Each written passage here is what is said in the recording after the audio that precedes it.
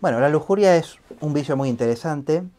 Eh, la lujuria es un vicio opuesto a la virtud de la templanza y muy particularmente a una de sus partes subjetivas, a una de las especies de la templanza, que es la castidad. La templanza es una virtud que se ha estudiado menos de lo que parece. Es una virtud muy interesante porque es el modelo de las virtudes moderantes. Las virtudes se pueden distinguir en dos tipos, las que las que tienen que ver con las pasiones, evidentemente. Las que siguen el modelo de la templanza y las que siguen el modelo de la fortaleza. Las que siguen el modelo de la templanza son las virtudes que moderan cuando tendemos a excedernos.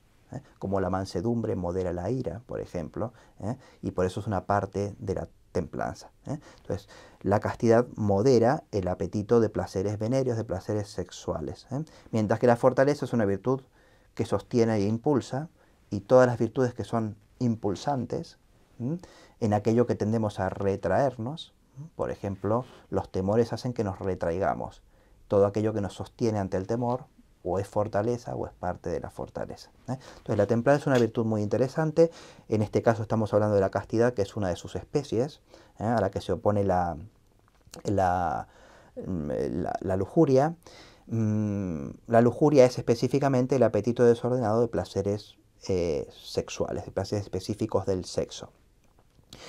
Cuando una persona tiene una disposición tal que se acerca desordenadamente al placer sexual, corre el riesgo de caer en lo que Santo Tomás llama las hijas de la lujuria. La lujuria tiene muchas hijas y la primera, y quizá la más interesante, es de orden cognoscitivo o intelectual, que es la ceguera de la mente, que Santo Tomás pone como vicio opuesto al don de sabiduría del Espíritu Santo, nada menos.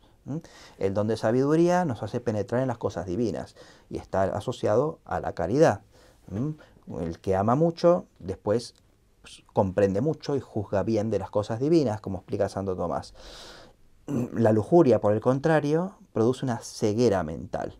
La ceguera mental es más que el embotamiento, no es simplemente una superficialidad de juicio, sino una incapacidad total de llegar hasta los principios últimos de las cosas, sobre todo en el ámbito espiritual, teológico, teologal.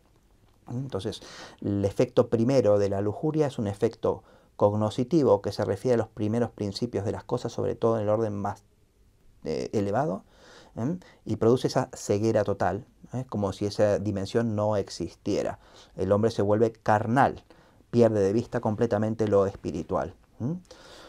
Después Santo Tomás enumera una serie de efectos cognitivos que aquí no me puedo detener a explicar, pero que merece la pena leer para que le interese, que afectan todos los procesos del pensamiento humano, sobre todo el pensamiento práctico.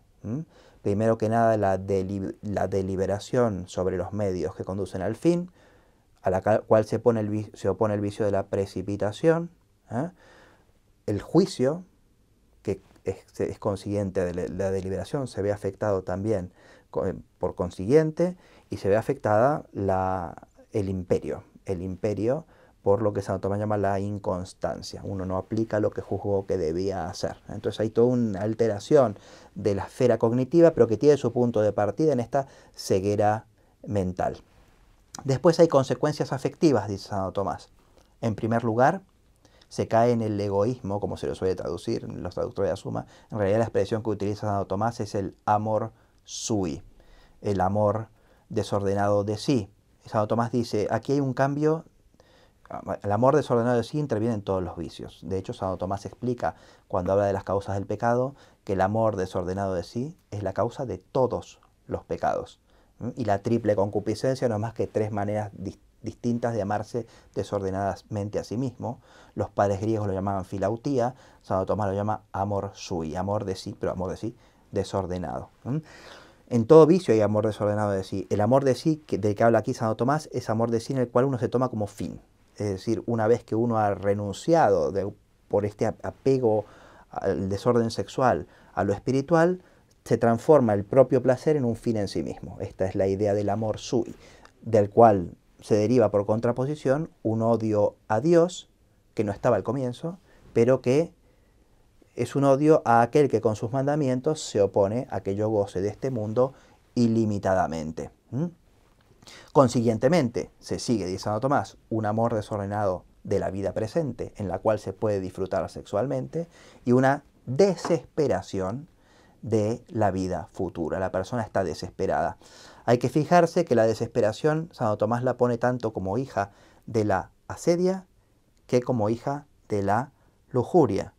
Santo Tomás dice, no hay problema que un mismo vicio pueda derivar de vicios distintos por razones diversas. Entonces, en un caso es esa tristeza del bien divino interior, en este otro caso es el goce de las cosas del mundo que lleva a la desesperación de la vida futura.